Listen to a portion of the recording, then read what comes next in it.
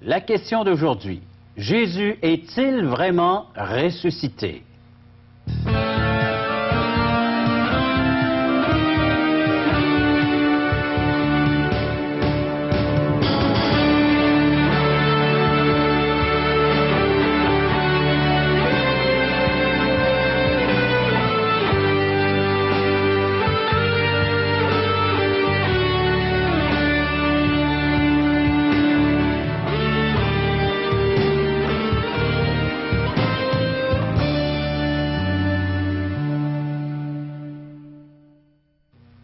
Mesdames, Messieurs, bonjour, bienvenue à l'émission Parole vivante. Que nous réserve cette prochaine demi-heure? Bien, nous allons être en bonne compagnie. Nous allons être avec un invité, tout d'abord, qui va répondre à la question du jour. Jésus est-il vraiment ressuscité? Nous aurons le plaisir d'accueillir à nos studios M. René Labbé, pasteur de l'Église baptiste évangélique de Beauport et professeur à l'École biblique à Québec. En plus, vous allez entendre également un chant qui va nous apporter à la réflexion sur le thème d'aujourd'hui. Et également une belle visite sur la rive sud de Québec, plus précisément à Saint-Jean-Chrysostome, pour visiter l'Assemblée chrétienne de la région, de cette localité. Alors donc, nous allons faire une visite, il va sans dire, à travers les églises évangéliques de la belle région de Québec, mais cette fois-ci, dans cette émission, ce sera Saint-Jean-Chrysostome. Vous pouvez également nous faire part de vos commentaires, de vos questions.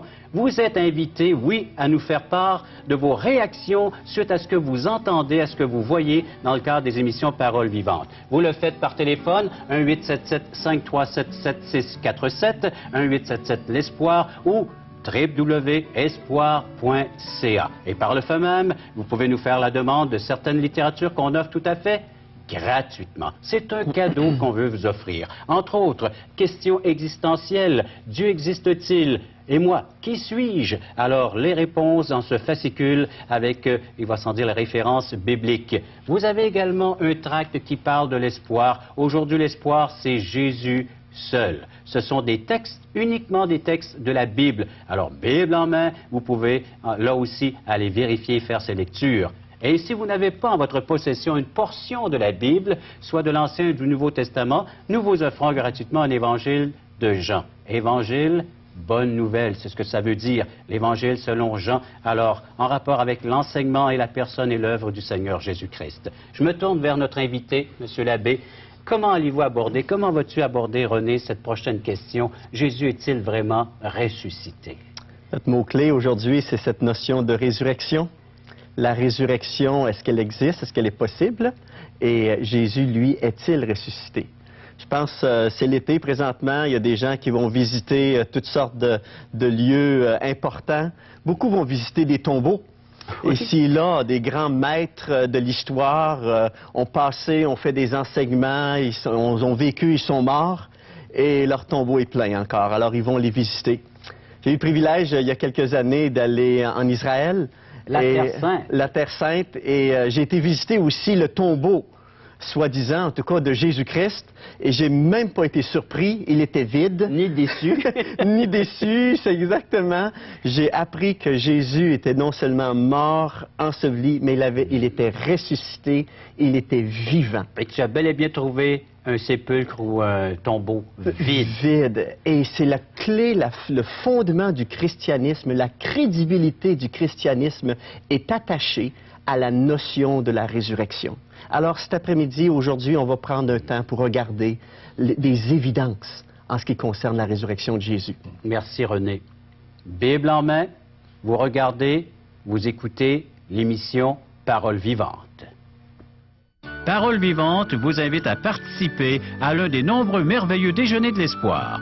Ces déjeuners ont lieu dans plusieurs restaurants réputés de la région et vous sont offerts gratuitement. Venez entendre le témoignage d'une vie transformée par la puissance de Dieu. Pour connaître les détails concernant l'endroit, la date et l'heure pour votre région, composez le 1-877-537-7647 ou notre site web www.espoir.ca.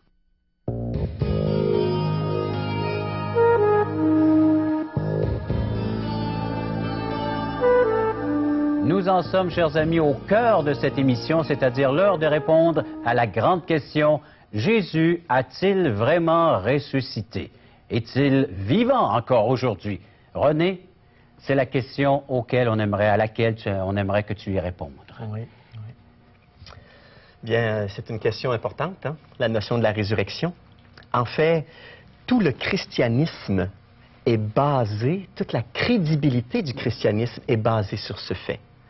Jésus est-il ressuscité des morts? Si c'est vrai que Jésus est ressuscité des morts, alors tout ce qu'il a dit, tout ce qu'il a fait, trouve sa preuve dans le fait qu'il soit ressuscité. Autrement dit, c'est la preuve des preuves, la résurrection de Jésus. La résurrection de Jésus fait du christianisme une religion vraie plutôt qu'une philosophie basée sur des connaissances sans expérience. La résurrection de Jésus manifeste que le christianisme est parfaitement crédible. C'est la crédibilité, cet événement unique dans l'histoire nous manifeste la crédibilité du christianisme. C'est la question fondamentale. Mais avons-nous suffisamment d'évidence disponible pour nous amener à croire à la résurrection de Jésus? Alors, puisque cet événement unique est absolument formidable, qui a pu prédire « je vais mourir, mais je vais ressusciter » On a des cimetières qui sont pleins aujourd'hui. Alors, ce qui amène beaucoup de gens à douter à la résurrection, c'est est-ce que j'ai des évidences? C'est facile de dire Jésus est ressuscité, mais est-ce qu'il y a des évidences de ça? Et j'aimerais qu'on regarde aujourd'hui le fait que, oui, il y a plein d'évidences. Croire au christianisme et croire à la résurrection, c'est d'avoir une foi éclairée. C'est pas de simplement sauter dans des nuages vides, dans le vide. Et d'abord, une des premières preuves, une des premières évidences de la résurrection de Jésus, c'est le fait que Jésus lui-même a pu affirmer ça. Qu'a-t-il dit, ce Jésus, concernant sa propre résurrection? Alors, qui on connaît qui a dit, moi, là, je vais vivre quelques années parmi vous et par la suite, je vais ressusciter? Au tout début de son ministère, Jésus disait, on trouve cette histoire dans l'Évangile de Jean, si vous voulez tourner à la maison dans l'Évangile de Jean, au chapitre 2, les versets 19 à 21, Jésus commençait à faire des miracles et il disait, fais-nous un miracle. Et Jésus, dans Jean chapitre 2, à partir du verset 19, il leur montre le miracle ultime qu'il allait produire quelque temps plus tard. Il leur dit, je vais ressusciter des morts. Il leur dit en d'autres mots, Jean chapitre 2, verset 19, ça dit ceci. Jésus leur répondit, détruisez ce temple et en 3 jours, je le relèverai. Les Juifs dirent, il a fallu 46 ans pour bâtir ce temple et toi, en 3 jours, tu le relèveras? Eux regardaient l'aspect physique de ce beau bâtiment qui avait pris 46 ans à bâtir, pierre sur pierre.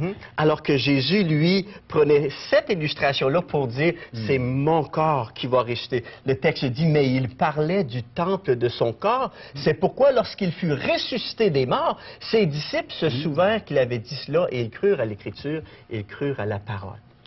Dès le début de son ministère public, Jésus a dit, je vais mourir et je vais ressusciter d'entre les morts. Les 4 évangiles, en réalité, affirment ce fait-là tout au long. Et même quand on vient vers la fin des évangiles, c'est Jésus à ce moment-là qui, dans des termes tout à fait non équivoques, va dire « c'est vrai, je vais être rejeté, je vais être crucifié, mais je vais ressusciter le 3e jour ». Peut-être on pourrait tourner dans l'évangile de Luc, par exemple. Alors, on recule de quelques pages dans notre Bible. C'est l'évangile juste avant celui de Jean. Luc, chapitre 9. Et nous allons l'entendre directement de la bouche de Jésus dans le verset 22 du chapitre 9. Luc 9, 22. Jésus dit, « Il fallait que le Fils de l'homme souffre beaucoup, qu'il soit rejeté par les anciens, par les principaux sacrificateurs et par les scribes, qu'il soit mis à mort et qu'il ressuscite le 3e jour. » Il fallait, Jésus disait, qu'il soit lui-même rejeté, crucifié, mis à mort et ressuscité. Alors il l'a enseigné à ses disciples, puis il l'a prédit au peuple juif. Alors, une des premières évidences de la réalité, la crédibilité de la résurrection, c'est le fait que Jésus ait pu le prédire lui-même. qui allait ressusciter. Mais il y a bien d'autres évidences. J'aimerais voir le texte biblique, l'histoire biblique nous décrit aussi toutes sortes de circonstances qui nous amènent à croire sans aucune inquiétude le fait que Jésus a véritablement été crucifié et que Jésus a véritablement été ressuscité. Alors, tu vas nous faire ressortir les faits bibliques entourant cet événement de la personne de Jésus-Christ. Quelques événements. Par exemple, d'abord, le fait que Jésus a été jugé. On l'a mis à mort parce qu'il a été jugé.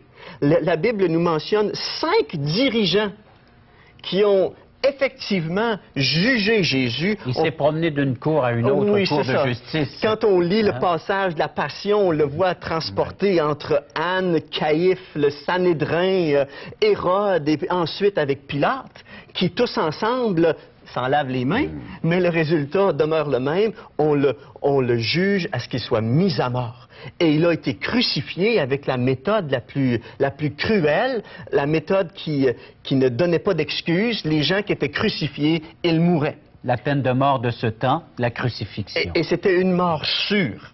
Quelquefois, les gens ont dit, ils ont placé Jésus à la croix, puis là, il a peut-être perdu connaissance, genre dans le coma un peu. Mais quand on comprend toute la souffrance, la flagellation, le fait qu'il était placé là, sur la croix, et même, il a été placé sur la croix, et là, la Bible dit que quelque temps après, puisque le lendemain était un sabbat, on voulait s'assurer que les crucifiés étaient morts. Jésus est mort entre 2 brigands, et pour s'assurer que les 3 personnes étaient vraiment mortes, on allait leur briser les jambes. On brise les jambes des 2 larrons, on arrive à Jésus, le soldat réalise, il est mort, plus rien à faire.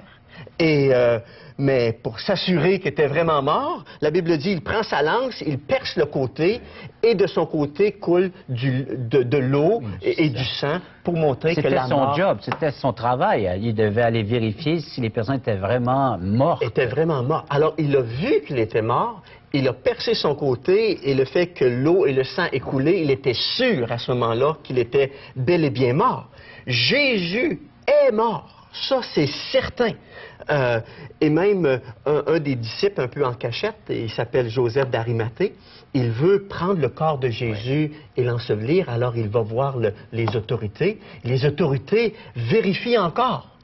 Et ils envoient un soldat pour voir est-ce que Jésus est vraiment mort. Et le soldat revient et dit oui, Jésus est vraiment mort. Alors là, il laisse Joseph d'Arimathée prendre le corps et le placer dans un tombeau. Et ce tombeau-là, si on connaît un peu l'histoire, les gens vont voir justement les autorités. Puis ils disent aux autorités, savez-vous quoi? Cet homme-là, il a dit qu'il allait ressusciter. Ils ont cru, eux. Alors, il s'est assuré que l'armée romaine soit autour. Hey, il a fait une promesse, si jamais il fallait que ça l'apparaisse, qu'il ait ressuscité des morts, là, ça y est, tout le monde va croire en lui. Alors, les autorités religieuses, les autorités romaines s'assurent que le tombeau est bel et bien gardé.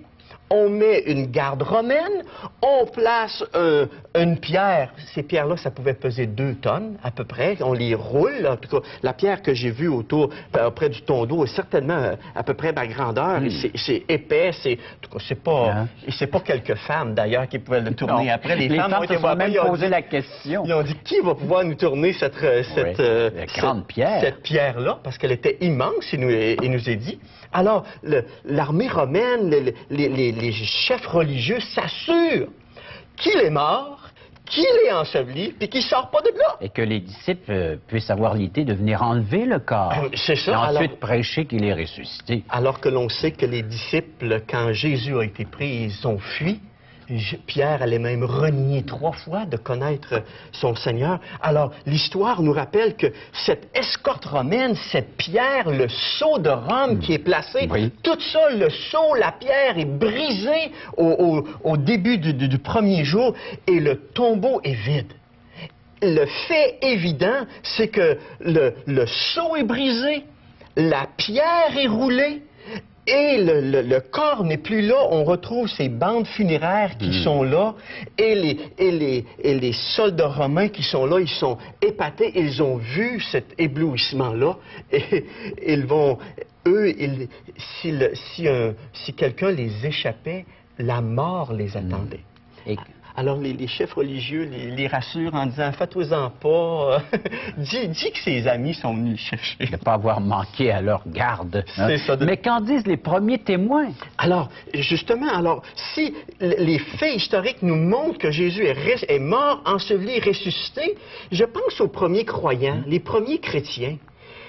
Si les premiers chrétiens savaient que c'était une manigance, qu'il n'était pas vraiment mort, qu'il n'était pas ressuscité, cette gang de peureux-là, se serait-il transformé dans plus grand évangéliste de leur siècle après ça? Certainement jamais. Est-ce que quelqu'un serait prêt à mourir pour quelque chose qu'il sait être un mensonge? Si la résurrection était pas la réalité, est-ce que les apôtres auraient été prêts à mourir pour un tel mensonge? Certainement pas. Les apôtres, la Bible nous dit, ont vu à plusieurs reprises Jésus après sa résurrection, avant son ascension. Je lisais dans ma lecture personnelle ce matin, moi-même, dans l'Évangile de Jean, au chapitre 21, une autre histoire où Jésus parle, il rencontre ses disciples sur le bord de la mer et il les amène à prendre un déjeuner. Et le texte dit dans Jean, chapitre 21, le verset 14, « C'était déjà la 3e fois que Jésus se montrait à ses disciples qui étaient ressuscités des morts. » Donc, ils l'ont vu, ils l'ont rencontré à nouveau, même après sa mort. Et Jésus s'est présenté à plusieurs reprises. À plusieurs reprises, il leur disait « La paix soit avec vous ».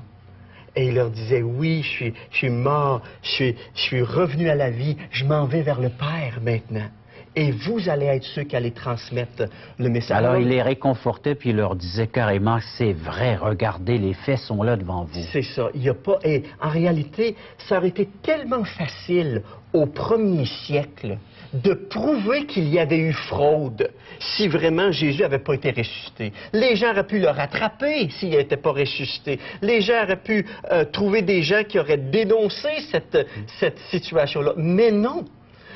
Paul pouvait dire il est ressuscité, puis il y a encore des gens parmi nous qui pourraient vous l'attester. Et ça, c'était plutôt vers les années 50, 20 ans après.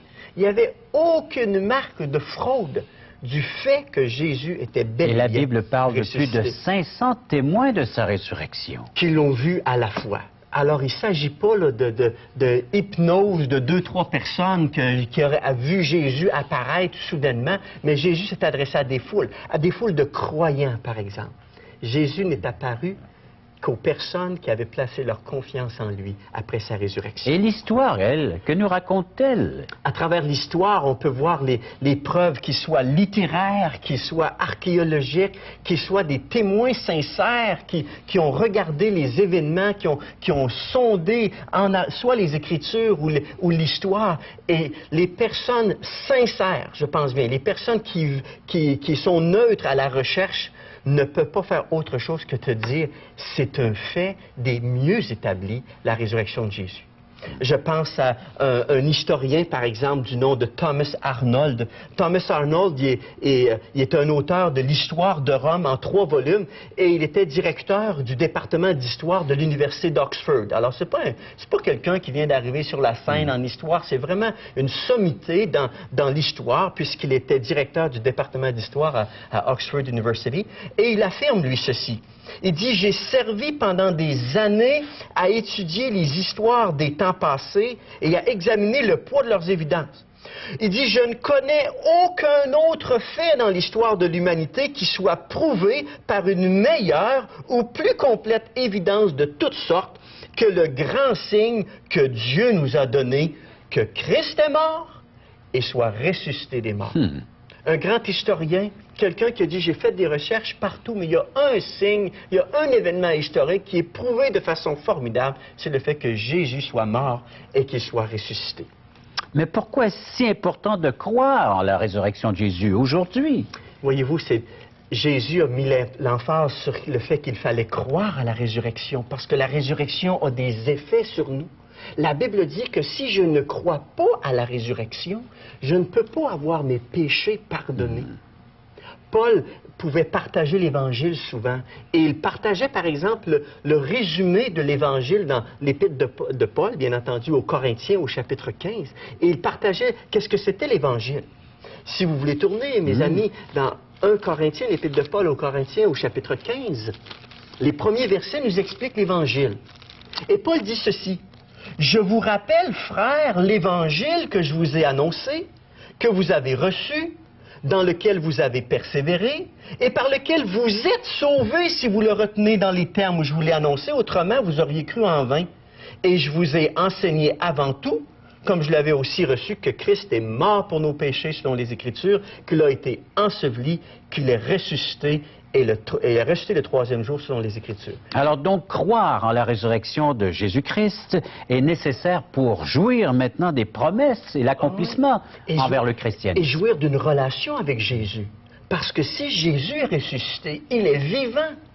Il est mort pour payer pour mes péchés. Il est ressuscité pour avoir une vie, une relation intime avec moi. Et je dois croire qu'il est vivant.